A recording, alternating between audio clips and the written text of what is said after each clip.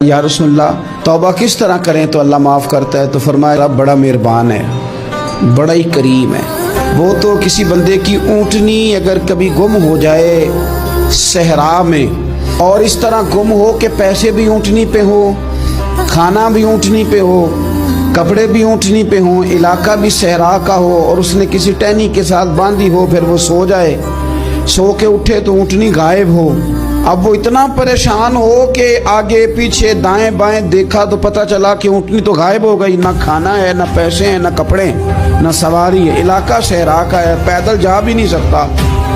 تو فرمایا جس طرح وہ بیٹھ کر موت کا انتظار کرنے لگتا ہے، اور وہ منتظر تھا کہ اب موت ہی آئے گی، اب کوئی اور سہارا نہیں۔ فرمایا اچانک اگر اونٹنی سامنے آ جائے تو اسے کتنی خوشی ہوگی؟ یا رسول اللہ اسے تو بڑی خوشی ہوگی۔ فرمایا جب رب کا بندہ توبہ کرتا ہے تو اللہ کو اس سے بھی بڑھ کر خوشی ہوگی۔